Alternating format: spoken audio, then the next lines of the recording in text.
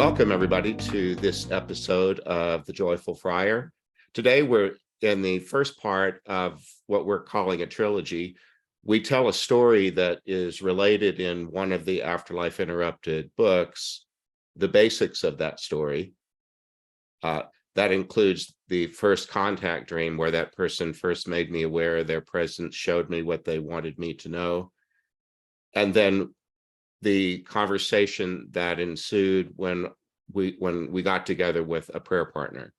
So that's what we're doing today with a story that we call Paul, who thought he was -4 man. And my guest today is John Sanchez, who was the prayer partner that was available to help him. John, do you know this goes back almost 8 years now? It has. I think it was 2015. Yeah, I was reading it earlier today in preparation for this show, and I think the contact that he made is coming up. It's like 7.5 years now. So, oh my God, how can that be? But anyway, I was living in Menlo Park, California, and I was on the grounds of St. Raymond's Church, where you now are you at your office right now? Are you at church? Yes, I am. Yes. It might, unless you have a big statue of Mary and the Pope and the cross in your bedroom. It looks a little like— I did not do that on purpose. I know. Well, it looks like a church office to me. Well, anyway, this is my friend John, and you were new to this experience. I just sort of drafted you into it, and you were willing to help, remember? I think this was the first day on the job. Yes. It was, yeah. So I had explained to you the way that this proceeds. By that time, it had already in my life been going on for maybe not quite yet 20 years, but 15 anyway. So the process is simply that I consecrate my sleep. I say my prayers before I go to bed at night, and say to the Lord, if there's one of your people that needs to talk tonight, help me to be receptive to what they want to show me. And I'm going to start, John, with the dream, the way that it occurred. This one was unusual in that it was 2 dreams in the same night. Maybe some of you in the audience, maybe you've had that happen before in your life, where you're dreaming about something. Maybe there's, a break in the action, and somehow within the same night, you find yourself back in the same dreamscape. Well, that's what happened this time. Anyway, it did occur on October the 12th of 2015. And here's what I wrote down. I was driving an old sedan from the early 50s. It was in good shape. I'd borrowed it from my grandmother. I took a wrong turn and mistook a narrow wooden raised bit of roadway for an old section of road. The car fell through and landed in water. There were 3 other passengers, 1 beside me and 2 in the back. Somehow the 4 of us were on dry land. I lingered at the scene trying to take photos for the insurance, but I didn't really have a camera. I was disoriented and confused. I explained to the others and to a man who seemed to be in charge the mistake about the wrong turn. Then I lost track of the other 3 passengers. Someone gave me a ride somewhere afterwards, and I awoke. But an hour or 2 later that night, I dreamt a very similar scene. This time I was in a car flying off the end of a pier. But the car disappeared mid-flight, and it was just me flying, falling into the water. I tried to fall all the way to the opposite shoreline, but I couldn't make it. I found myself in the water, just as I had in the earlier dream, but this time I felt calm, despite the confusing scene. Where was I? Why was I here? I felt guided and accompanied, and I knew it was important that I write this down. And then I put in parentheses, I hadn't recognized this as a contact dream at the first. I came fully awake from this vivid scene, feeling around me for the pen and the paper on the nightstand. So when we were together, I think we were in my little office in the rectory at St. Raymond's when we did this. What's the way I remembered? I remember it being in the little solarium. Oh, downstairs in the little solarium that Downstairs. overlooks the front yard. Okay, that works. Well, that in my in the book, this is in Afterlife Interrupted, book 1. And it was on December the 21st. So it was just a few days before Christmas that you and I did this. So we gathered there in that solarium, and you agreed to help me. You were new at this, but I called you, what did I call you? A compassionate, humble soul. Would you agree that you're very compassionate, very humble? I try. How humble are you on a scale of 1 to 10, John? Are you I'm a not sure what 10? humble. I don't know. I let other people figure All it right. out. See, I told you he was humble. He can't even, he's blushing. All right.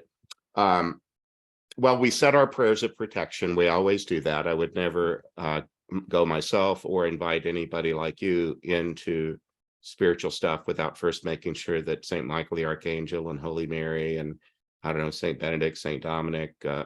I have a whole cadre of holy ones that I make sure surround us so that we're not going to be messed with. And then we took it from there. Tell me what you remember, otherwise I'll talk the whole while. I just remember the story, when you told it to me, and I remember just having a picture of it in my head. I kind of imagined it like almost like a movie scene in a way, I could see somebody just standing on the shore of a lake. And I know he was very trying to figure out what happened. He was I know he felt responsible. I just saw him there, and it was a very lonely kind of existence. It felt like because no one else was around. And he told me a story about how he was with his 3 other friends, and mostly about how he was the only one still there. There have been other experiences that we've worked with where there've been more than one person there, but he at this time was by himself. It just felt like some sort of like math problem to me. That ended up being the key that turned the lock, but he explained to us that he was 18 years old. They were in upstate New York sometime in the early 50s, I think. So this is before I was born, but not too long. I was born in 56. But anyway, he explained that he was on a double date. He had borrowed his grandmother's car. He called his companion a gal pal, but he said the two in the back seat had romance on their mind, and they had beer, and he didn't drink any. He wanted to make it clear that this was not about drunken driving, but the ones in the back wanted a private dark place for him to take them to, and so he pulled off on this road in the woods and thought everything was okay, but it was really dark and there were no other cars. And then eventually he could hear the rumble of wood under the wheels of the car and thought he was on a bridge, but as we know, it was a pier, and he drove off the end. He explained to us he tried to attend the funerals, and he felt too guilty about the whole thing. They had all 4 of them had just graduated from the same high school maybe like a week ago.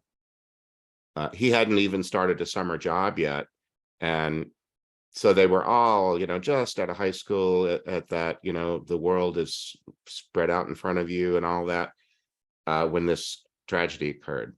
He was super responsible. And in the dream, he said he felt like he needed to stay there and take photos, even though he didn't have a camera. He just felt like it wasn't right to leave the scene because he was responsible for the loss of his grandmother's car. He referred to himself as -4 man, and he referenced Tester Prynne, the woman in the Scarlet Letter who had the big A on her chest, Yes. and said that he felt like he was -4 man. It was his dumb move that robbed the earth of 4 young lives, including his own, and so he deserved to have this like brand on his chest that said -4. But then that's where you came in, because you asked him, so have you seen the other 3 in a while? He was -3 man because I didn't know he was included. At first I didn't think he was including himself in that, but he was. But then I just thought that, well, if they're not there, then maybe it's just him that we have to worry about. And Yes. that's all that he has to worry about. Yeah, and so you were able to kind of de-escalate some of it by saying, well, it doesn't sound like you're -4 because it sounds like the other three have already crossed just fine. You're the one that stayed behind. Somehow he couldn't believe that his life could have ended in such a stupid, tragic way and that it didn't make any sense. And he formed the idea that this has to make sense. It has to make sense. It has to make sense. And he was grinding and grinding and grinding with that stubborn thought that this has to make sense. It's like sometimes life can turn on a dime. And I actually, at the time, at this, I don't remember when, I read this, you had this book in your bookshelf. It was a Stephen King novel, 11/22/63. Oh, yeah. Yeah. And I had read that. I had read that book. You lent it to me. I read it. And I recently, there was a mini series about it on Hulu. And then I just did the audiobook of it recently. And that phrase kept on coming up. Life turns on a dime. I'm looking at it. It's on my bookshelf just across the room. Yeah, it was very fascinating going through that book again. Just that phrase always came up. Life turns on a dime, and that's what I feel like happened to Paul here. Just one Well, second, everything changes. It did. And the poor guy felt like he was responsible for all this. And he didn't really do anything wrong. And he was very law abiding or rule keeping for a high school student. He just said that most of the rules that they had for us made sense. So why fight them? Yes, it does make sense, you know. Even with kids, it's like it just seems like easier just to follow the rules and get in trouble, you know. Well, he talked about himself being a better than average student. He didn't use like a B plus, but he at no point did he nominate himself for head of the class or any such thing. He thought of himself as a little better than average. I don't know if he had college plans or anything. I don't think he did yet. No, Or he said he didn't, and the summer was not going to be anything that was building toward some sort of future. It was just going to be a little bit of a paycheck job just to pass the time and put a little money in his pocket. yeah, And he hadn't even started that. It was all, the summer was all too fresh when this occurred. So, but you know, because you've been involved in this process, that nobody gets in our line unless their guardian angel and their afterlife team feels like they're ready. And so we didn't have to work with him very long or twist his arm or anything. All we had to do was be in the process and see how it played out. And then you're the one that suggested algebra. yeah. I was really rusty on my algebra. I was just thinking that, you know, there was something that like, well, obviously he wasn't -4 man. He should have been -1 man at the most, you know, because we didn't have to worry about the other three.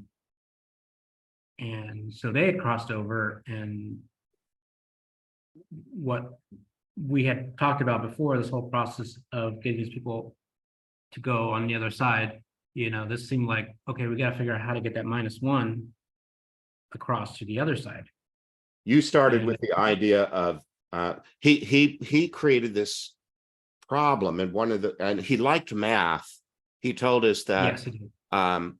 that he much preferred math because in any language, 9 is 1 less than 10 and 1 more than 8. But that words, when you go to a dictionary, the same word can have like 5 or 6 different meanings, but numbers aren't like that. They're always the same. So he thought numbers are much clearer than words. So Yeah, it was really good to go onto that turf because he was determined he needed a solution to a problem. And math has that about it. You know, you can go to the back of the book and look for the answers to the problems if you can't figure them out. So what you did is say, okay, well, let's do algebra. We need to solve the problem of X, but you are X -4. Then there's the equal sign, which was like the dividing line between here and hereafter. X -4 equals Y. And then you said to him, it looks like the other three have already crossed. So it sounds like the equation should be X -4 plus 3 equals Y plus 3. So that leaves x minus 1 equals y plus 3. Even now, I don't even think about math very often. And I remember in the middle of the process, I was like, oh no, I introduced math into this. Am I going to be able to figure this out? How am I going to get out of this here? I made a reference. I get some of these once in a while. I'll buy some gag gift through a catalog, and then they've got my name and they know I'm a customer, and they keep sending me more catalogs, even though I don't want to buy any more gag gifts. But I get some of these things that have somebody came up with a slogan for a t-shirt, and one of them was another day that I didn't need algebra. Can you imagine walking around with that? Somebody gets up in the morning and decides, I know what I'm going to wear. I'm going to wear my another day I didn't need algebra shirt. Anyway, we got to that point where it was now x minus 1 equals y plus 3. And that's when you said, now we have to figure out how to get u as minus 1 to the other side of the equal sign. We'd have to add 1.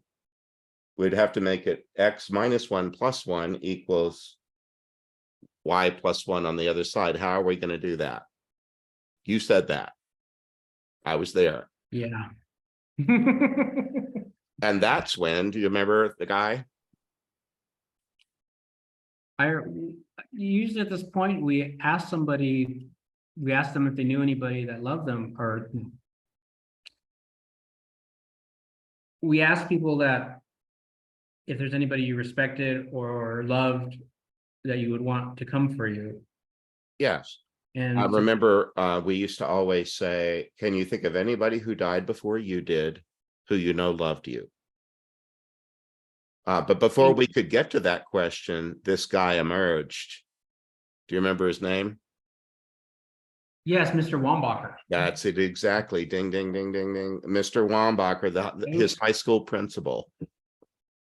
It was just a very unique name, and it was his grandmother's car. So I thought that, assuming his grandmother wasn't alive anymore, since she was grandmother in the 1950s, I would assume that he would call his grandmother.